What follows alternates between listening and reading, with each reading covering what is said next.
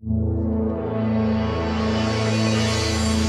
are you guys doing? Very well. How are you? This is how I know that the studio really believes in the movie, because they drop bank to build this for the interviews. Yeah. You know what I mean? And we all get to be comfortable. Yeah, we're all not in like thin director chairs that will fall over at any moment. Yeah. You know what I mean? So listen, I have limited time, a lot of questions. I'm gonna have an individual question for you, and I really want to know who decided on the tongue and the facial hair. Okay, facial hair was me. That was something which I just thought have some fun with, and World War II have the crazy moustache, slightly mad characters. Let's really lean into it. And then the tongue was Guy. He said, like, the way we were playing it was very World War II, as you'd imagine, sort of British gentleman, with a twinkle in his eye. And he went, I want you to really enjoy this killing, you know, like do something like stick your tongue out or something. And so we did. And then when we found that, we lent into it even further. And that just became a cornerstone for the character.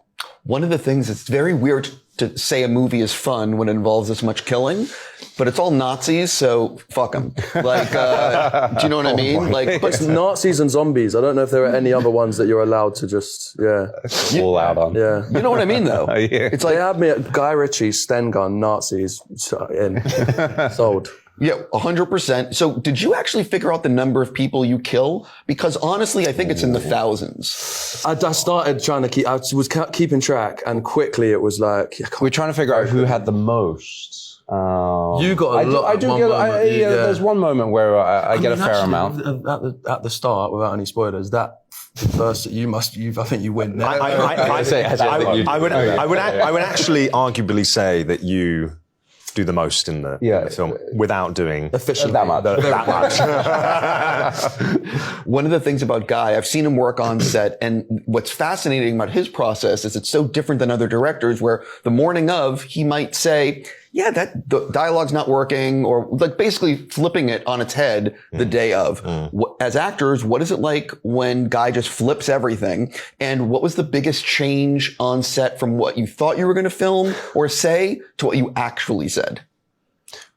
Well, originally I was playing Henry's character and Henry was playing mine. Through the dialogue, we managed to just to switch characters. But I think there is a beauty to what Guy does. I think when you come in and there's a spontaneity, it brings a freshness, and we're all in the same boat, you know, and there's a real collaborative experience when you are sitting there, and, you know, it's not necessarily the scenes are changing, but just the interaction between the characters. And it's the first time that I've gone onto a movie and haven't done any prep and built a character with a director and the rest of the cast.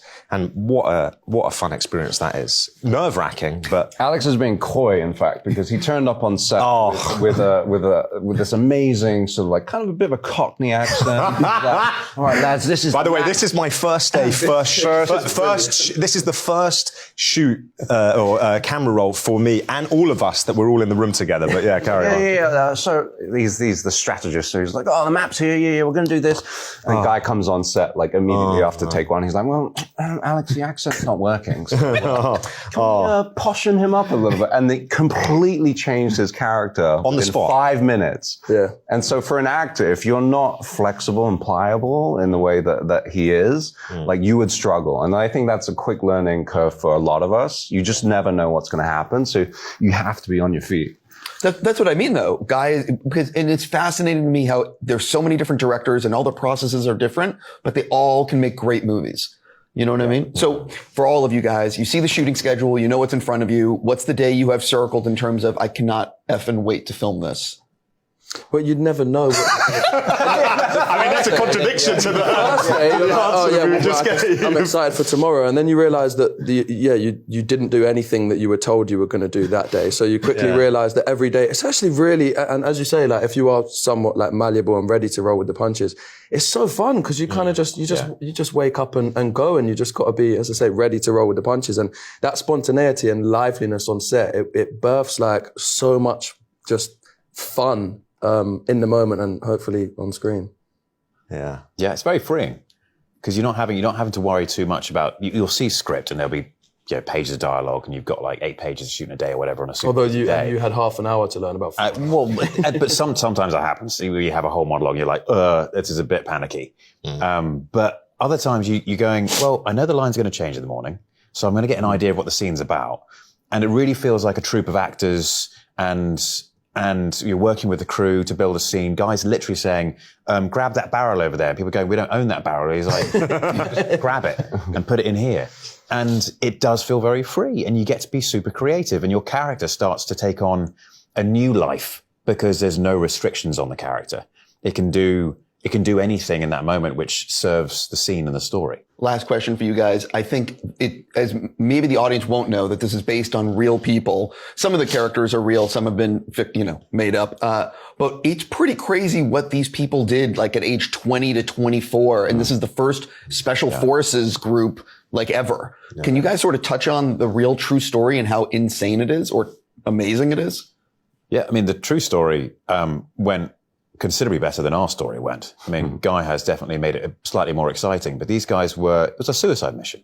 There was no way that they were going to survive this. They thought, let's take a swing at it. These guys are crazy enough. We got him out the brig and we'll just train him up and then send him off and then try and cancel it halfway through. And they went and did it anyway and were enormously successful and changed the course of the war with a single mission. It was, without these guys having done what they did, the Americans may not have joined the war.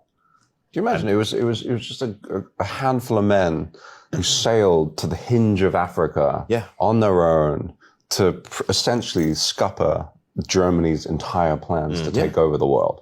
Yeah. It's extraordinary what they did. And if it wasn't true, you wouldn't believe it. You'd be like, that's a ridiculous story. That's sort of superhero stuff. On that note, I got to go. I'm just going to say congrats. Hope the movie's a huge hit and enjoy your speed dating.